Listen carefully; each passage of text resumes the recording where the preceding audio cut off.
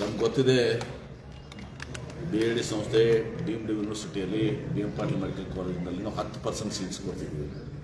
ಅದು ಪ್ರತಿ ವರ್ಷ 15 ಬಡ ವಿದ್ಯಾರ್ಥಿಗಳಿಗೆ ₹1 ಫೀ ಇಲ್ಲದೆ ಅಡ್ಮಿಷನ್ ಕೊಡ್ತಿದ್ವಿ.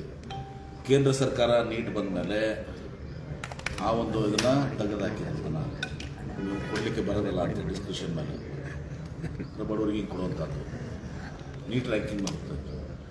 ಈಗ ನಾನು ಆ ದಿನದಿಂದ ವಿಚಾರ ಮಾಡಿದೆ, ಅವತ್ತು ವಿಜಯಪುರ ಜಿಲ್ಲೆ ಜನ ಮಕ್ಕಳು ಬಡವರು ಯಾರಿರ್ತಾರೆ, ಪಾಪ ಕೂಲಿ ಕಾರ್ಮಿಕ ಮಕ್ಕಳು, ಅವ್ರು ಯಾರಿಗೆ ಇವತ್ತು ಸರ್ಕಾರದಲ್ಲಿ ಸರ್ಕಾರಿ ಸೀಟು ಗೌರ್ಮೆಂಟ್ ಕಾಲೇಜ್ನಲ್ಲೇ ಆಗಲಿ ಅಥವಾ ಖಾಸಗಿ ಕಾಲೇಜ್ನಲ್ಲೇ ಆಗಲಿ, ಆ ಸರ್ಕಾರಿ ಸೀಟ್ ಕೊಟ್ಟಿದ್ರು ಕೂಡ ಅದಕ್ಕೆ 1 ಲಕ್ಷ 2 ಲಕ್ಷ ರೂಪಾಯಿ ಖರ್ಚು ಬರ್ತದೆ ಪ್ರತಿ ವರ್ಷ. ಅದನ್ನು ಕೂಡ ಕಟ್ಟುವಂಥ ಶಕ್ತಿ ಇರಲಿಲ್ಲ. ಈಗ ನೋಡಿದ್ರೆ ಉದಾಹರಣೆಗೆ ಪಾಪ ತಂದೆ ಇಲ್ಲ, ತಾಯಿ ಕೂಲಿ ಹುಡುಗಿನೂ ಕೂಡ ಹಾಕಿ ವಾರದಲ್ಲಿ ಪಾಪ ಅಂತ ಕರ್ಕೊಂಬಂದರು. ಹೀಗಾಗಿ ಅಂಥ ವಿದ್ಯಾರ್ಥಿಗಳು ಏನು ಬಡವರು ಇದಾರೆ, ಆ ಬಡವರು ಯಾರು ಸರ್ಕಾರಿ ಮೆಡಿಕಲ್ ಕಾಲೇಜಿನಲ್ಲಿ ಆಗಲಿ ಖಾಸಗಿ ಮೆಡಿಕಲ್ ಕಾಲೇಜಿನಲ್ಲಿ ಸರ್ಕಾರಿ ಸೀಟ್ ಯಾರು ಪಡ್ಕೊಂಡಿರ್ತಾರೆ, ಸರ್ಕಾರಿ ಸೀಟ್ ಪಡ್ಕೋದು ಅವ್ರಿಗೆ 1 ಲಕ್ಷ 2 ಲಕ್ಷ ರೂಪಾಯಿ ಖರ್ಚು ಪ್ರತಿ ವರ್ಷ ಖರ್ಚು ಬರ್ತದೆ. ಅಲ್ಲಿ ಟ್ಯೂಷನ್ ಫೀ ಆಗಲಿ, ಹಾಸ್ಟೆಲ್ಲು, ಮೆಸ್ಸು, ಬಟ್ಟೆ, ಆಮೇಲೆ ಬುಕ್ಸು.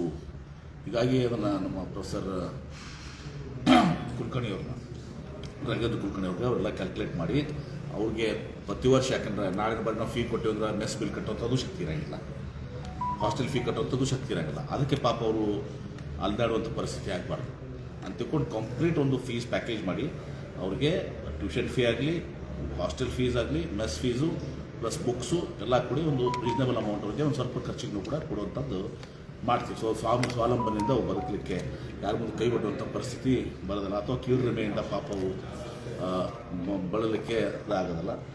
ಇದೊಂದು ಇದನ್ನು ನಾನು ಪ್ರತಿ ವರ್ಷ ಒಂದು 10-15 ವಿದ್ಯಾರ್ಥಿಗಳಿಗೆ 8, 10, 15 ಅದನ್ನು ಮಾಡ್ಕೊತ ಬಂದಿದ್ವಿ. ಹೀಗಾಗಿ ಇದೊಂದು BID ಸಂಸ್ಥೆಯಿಂದ ಈ ಬಡ ಮಕ್ಕಳಿಗೆ ಸಹಾಯ ಮಾಡುವಂಥ ಒಂದು ಜಿಲ್ಲೆ ವಿಜಯಪುರ ಜಿಲ್ಲೆ ಇರುತ್ತೆ. ಸರ್, ಇವತ್ತು ರಾಜ್ಯಾದ್ಯಂತ BJP ವಕ್ಫ್ ವಿರುದ್ಧ ಜಿಲ್ಲಾ ಮಟ್ಟದಲ್ಲಿ ಹೋರಾಟ ಇದೆ. ನಮ್ಮ ಭೂಮಿ ನಮ್ಮ ಹಕ್ಕು ಅದು ಮಾಡಲಿಲ್ಲ. ಅವ್ರ ಪೀರಿಯಡ್ನಾಗೂ ಮಾಡಿದ್ರು, ಅವಾಗ ಯಾಕೆ ಮಾಡಲಿಲ್ಲ ಹೋರಾಟ?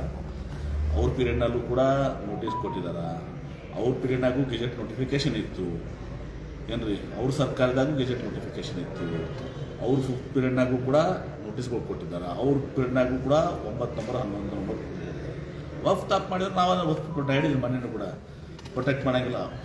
ವಫ್ ಭಾಳಷ್ಟು ತಪ್ಪು ಮಾಡಿದಾವೆ, ಅದಕ್ಕೆ 2 ಮಾತಿಲ್ಲ. ಎಲ್ಲೆಲ್ಲಿ ವಫ್ ತಪ್ಪು ಮಾಡಿದೆ ಅದನ್ನು ಸರಿಪಡಿಸಲಿಕ್ಕೆ ನಾನು ಈಗಾಗಲೇ ಟಾಸ್ಕ್ ಫೋರ್ಸ್ ಕಮಿಟಿ ನಮ್ಮ ಜಿಲ್ಲೆಯಲ್ಲಂತೂ ಮಾಡಿದ್ದೀನಿ. ಮುಖ್ಯಮಂತ್ರಿಗಳು ಕೂಡ ಮೊನ್ನೆ ಅವ್ರಿಗೂ ಕೂಡ ಹೇಳಿದ್ದೀವಿ, ಎಲ್ಲಿ ವಫ್ಗಳು ತಪ್ಪು ಮಾಡಿದ್ದಾವೆ ನಿರ್ದಾಕ್ಷಿಣ್ಯವಾಗಿ ಕ್ರಮ ಕೈಗೊಳ್ಳುವಂಥ. Not protecting Waqf. ಮತ್ತು ವಫ್ ಬರೀ ಕೇವಲ ಹಿಂದೂಗಳ ಆಸ್ತಿ ಅಲ್ಲ, ಮುಸ್ಲಿಮರದು ಅನೇಕರ ಆಸ್ತಿಗಳು ಆಗಿದೆ. ಆದರೆ BJP ಅವ್ರು ಕೇಳೋದಿಷ್ಟೇ, ನೀವು ಇಷ್ಟು 74ರಿಂದ ಇಲ್ಲಿತಾನ ನಿಮ್ಮ ಮ್ಯಾನಿಫೆಸ್ಟೋದಾಗ ಯಾಕೆ ಹಾಕಿದ್ರಪ್ಪ? ನೀವು 2014 ಮ್ಯಾನಿಫೆಸ್ಟೋದಾಗ ಹಾಕಿದ್ರಿ. ಶೋಭಾ ಕರಂದ್ಲಾಜೆ ಪಾರ್ಲಿಮೆಂಟ್ನಾಗ ಕ್ವಶನ್ ಕೇಳಿದ್ದಕ್ಕೆ ಮೈನಾರಿಟಿ ಅಫೇರ್ಸ್ ಮಿನಿಸ್ಟರ್ ನಕ್ವಿಯವ್ರು ಉತ್ತರ ಕೊಟ್ರಿ. ಅವಾಗ ಎಲ್ಲಿ ಹೋಗಿತ್ತು ನಿಮ್ಮದು ಹೋರಾಟ? ಇವ್ರದ್ದು ರಾಜಕೀಯ ಪ್ರೇರಿತ ಕಾಂಗ್ರೆಸ್ ಸರ್ಕಾರದಾಗ 2 ದಿವಸ ಕುಂಭಕರ್ಣ ನಿದ್ದೆ ಮಾಡಿದ್ರು ತಾವಿದ್ದಾಗ. ನೀವಿದ್ದಾಗ ಯಾಕೆ ಮಾಡಲಿಲ್ಲ ಇದರಲ್ಲ? ಕೇಂದ್ರ ಸರ್ಕಾರ ನಿಂದೆ ಅದ, 10 ವರ್ಷ ಕೇಂದ್ರ ಸರ್ಕಾರ ಅದ, 2014 to 24 ಮಾಡೋದಿರಲಿ. ನೀವು ಅದಕ್ಕೆ ಸಪೋರ್ಟ್ ಮಾಡಿದ್ದೀರಿ, ಮ್ಯಾನಿಫೆಸ್ಟೋದಾಗ ಹಾಕಿದ್ದೀರಿ, ಫ್ಲೋರ್ ಆಫ್ ದ ಹೌಸ್ ಉತ್ತರ ಕೊಟ್ಟಿದ್ದೀರಿ ಲೋಕಸಭೆಯಲ್ಲಿ. ಇಲ್ಲಿ ಬಂದು ನಾಟಕ ಮಾಡ್ತೀರಿ. ಸರ್, ಈಗ ವಿಜೇಂದ್ರ ಅವರು ಯತ್ನಾಳ್ ಅವರ ಕ್ರೆಡಿಟ್ಗೋಸ್ಕರ ಇದು ನಡೀತಿದೆ ಅಂತ ಹಂಗೆ ಹೇಳೋದು. ಆ ವಿಜೇಂದ್ರನ ತೆಗಿಬೇಕಂತಾರೆ, ಇವರು ವಿಜೇಂದ್ರ ಊರು ತೆಗಿಬೇಕಂತಾರೆ. ಒಟ್ಟಾರೆ ಇದು ಅವರವರ ರಾಜಕೀಯ ಗೊಂದಲ ಇವರು ಡ್ರಾಮಾ. ಸರ್, 3 ಉಪಚುನಾವಣೆ ಮತ್ತು ಮಹಾರಾಷ್ಟ್ರ ಜಾರ್ಖಂಡ್ ಎನ್ನಿಕೆ ಮತ್ತು ಫಲಿತಾಂಶ ಸರ್, ನಾವು ಆಶಾಭಾವನೆಯನ್ನು ಹೊಂದಿದ್ದೀವಿ.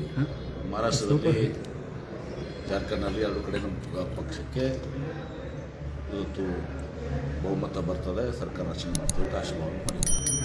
ಸರ್, ಈಗ ಅದಾನಿಯವರಿಗೆ ಬೇರೆ ಅಮೆರಿಕ ಇದರಿಂದ ವಾರಂಟ್ ಬೇರೆ ಇಶ್ಯೂ ಇದೆ ಸರ್. ಆಯ್ತು, ಯಾರು ತಪ್ಪಿಸ್ತು ಮಾಡಿತಾರೋ ಅವ್ರ ಕ್ರಮ ಆಗ್ತದೆ. ಯಾರು ಪ್ರೊಟೆಕ್ಟ್ ಮಾಡೋಂಥ ಪ್ರಶ್ನೆ ಬಂದಿಲ್ಲ. ಈಗ ಯಾರು ತಪ್ಪು ಮಾಡ್ತಾರೆ ಅವ್ರು ಯಾರೇ ಇರಲಿ, ಸಾನಿ ಇರಲಿ, ಅಂಬಾನಿ ಇರಲಿ, ಬೇರೆ ಯಾರೇ ಇರಲಿ, ಅವ್ರ ಮೇಲೆ ಸ್ವಾಭಾವಿಕವಾಗಿ ಅದು ದಿವಸ ಅವ್ರಿಗೆ ಶಿಕ್ಷೆ ಆಗಬೇಕು ಅಥವಾ ಕ್ರಮ ಆಗಬೇಕು.